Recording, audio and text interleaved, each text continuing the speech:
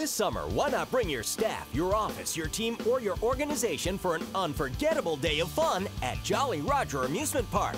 35 acres of some of the best rides, attractions, and amusements right here in Ocean City, Maryland. Splash Mountain Water Park, miniature golf, amusement rides, and the East Coast's largest go-kart track, Speed World. So for a great day of fun, call Dean Langrel at Jolly Roger Group Sales and let him put together a package to fit your needs and your budget. Beach Television Network. Your vacation starts here.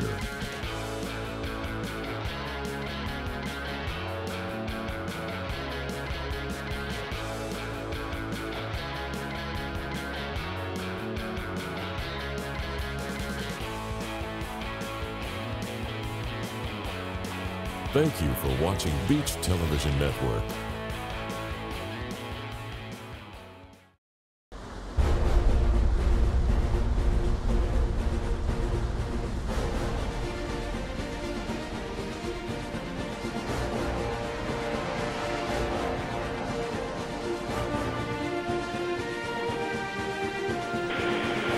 Lewis to the tower. Y'all go ahead. Okay, right there. The fire launch is on the way to you guys.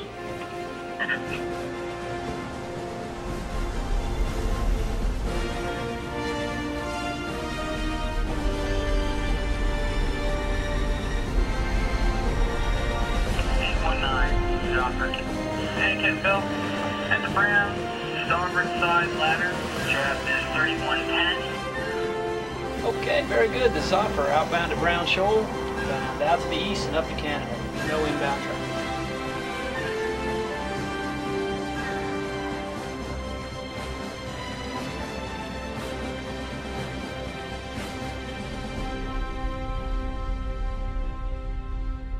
The presence of those Dutch settlers in 1631 ultimately became the basis for the existence of Delaware as a colony and a state. The Europeans were coming here and planning to stay. The fact that there was a close working relationship between the Native American residents of the Lewis area and the early Dutch settlers is undeniable, and it existed on several levels. The Dutch interest in this particular area was largely that of trading.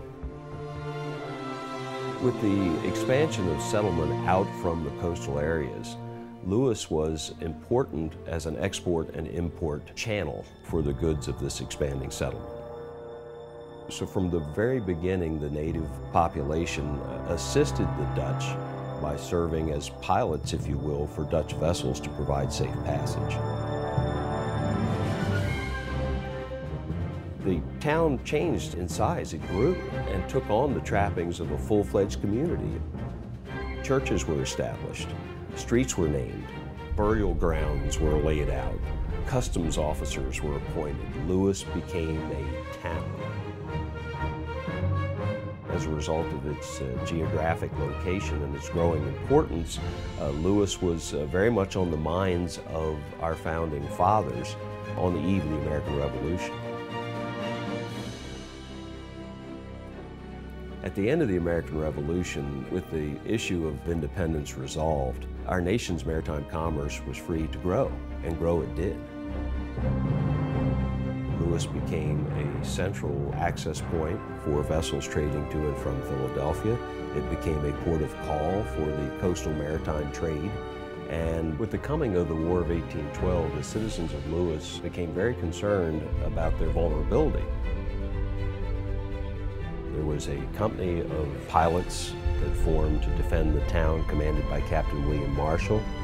Several prominent pilots, such as Gilbert and Henry McCracken, were members of that company. They actually manned a battery that was physically located on the canal and played a significant role in the defense of Lewis in 1813 during the blockade and bombardment in April of that year. As a result of the British blockade of the Delaware River and Bay, citizens of Lewis were obviously concerned about their personal safety. In the spring of 1813, the British commander requested the resupply of the ships by the citizens. That request was refused, As a result, the British naval forces bombarded Lewis for approximately 27 hours, but very little damage was done. After the War of 1812, one of the most significant single projects initiated in the 1820s was the construction of the Delaware Breakwater, which was one of the largest man-made harbors in the Western Hemisphere, providing cover and shelter for ships trading at different ports. In March of 1888, a blizzard, a great white hurricane, struck the East Coast. The impact on Lewis was significant. Many ships had taken shelter behind the seawall of the breakwater. They were tossed about, driven upon the breakwater. Some were swept out to sea. It was a matter of life and death for many of these mariners. The Cape and Lopin and Lewis Life-Saving Station personnel and the citizens of Lewis played a significant role in rescuing stranded mariners, saving many lives that would have otherwise been lost.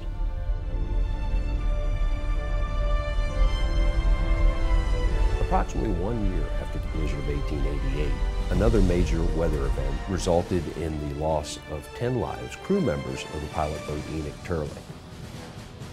A desire arose amongst the piloting profession to bring a greater structure to the trade of piloting. And in 1896, the Pilots Association of the Bay and River Delaware was officially established. John Penrose Burton, a Lewis pilot, was elected as the first president of the association.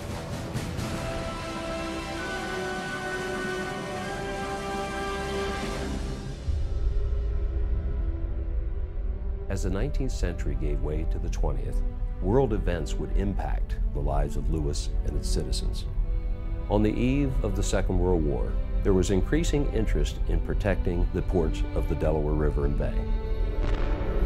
With the declaration of war on December 7, 1941, efforts to establish a permanent coastal defense facility commenced in full.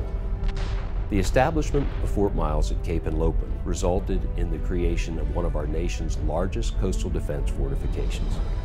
With a significant portion of our nation's fuel supplies being produced by Delaware River refineries, the need for greater military control of access to the Delaware River and Bay became apparent, and the Pilots Association was federalized and made a part of the United States Coast Guard.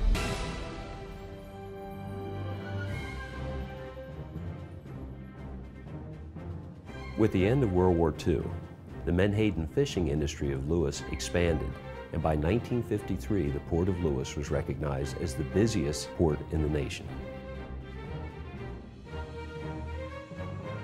Within 1 decade of the port's peak production, Lewis Menhaden industry ended suddenly when overfishing resulted in the closing of Lewis plants. For the residents of Lewis, this was the end of an era.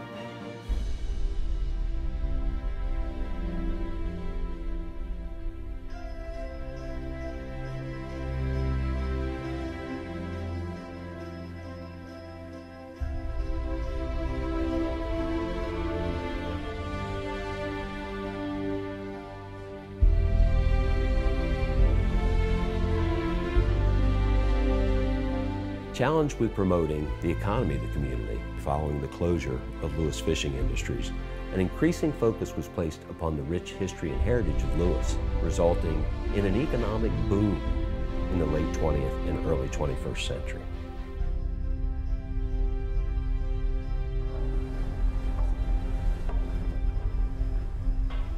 Today, the pilots of Lewis continue to guide thousands of ships to and from the ports of the River Delaware, and play a critical role in our nation's maritime commerce.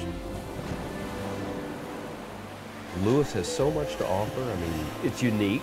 It's people, it's restaurants, it's location, it's the atmosphere in the community. I mean, the community is vibrant. It's old, but it lives.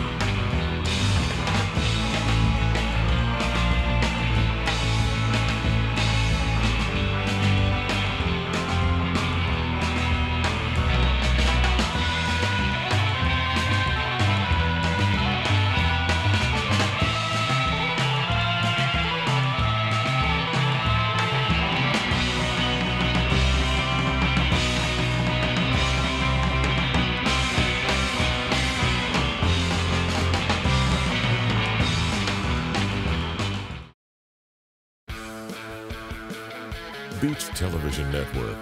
Your vacation starts here.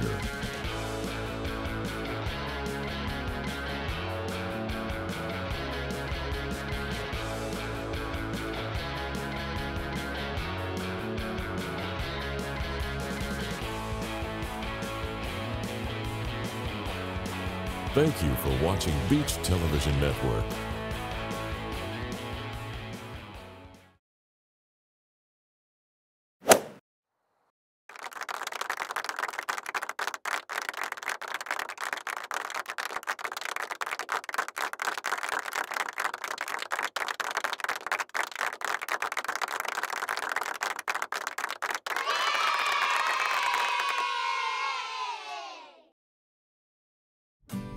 This day trip is such a great idea, and it's just a short drive from the beach area. Hey, check it out! It's the Country House. It's 805 East Main Street in Salisbury. Make sure you stay on Route 50 Business and make the left onto Main Street. Arriving at destination. It's the largest country store in the East with 21,000 square feet of wonderful stuff. The Country House has lots of exclusive items you won't find anywhere else, and they even have items for every style. You'll find all the looks that you see in the magazines and so much more.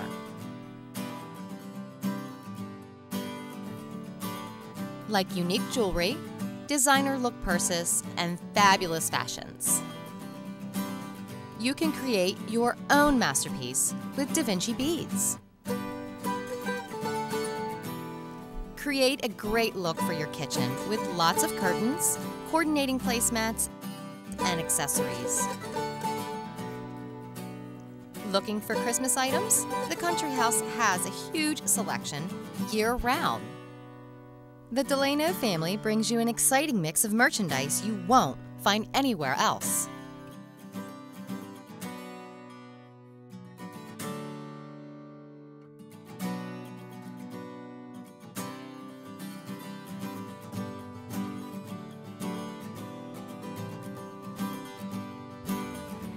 No visit to the shore is complete without a visit to the Country House.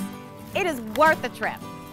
Remember, the Country House outlet is open on Saturdays from 10 to 5 and special hours during the summer.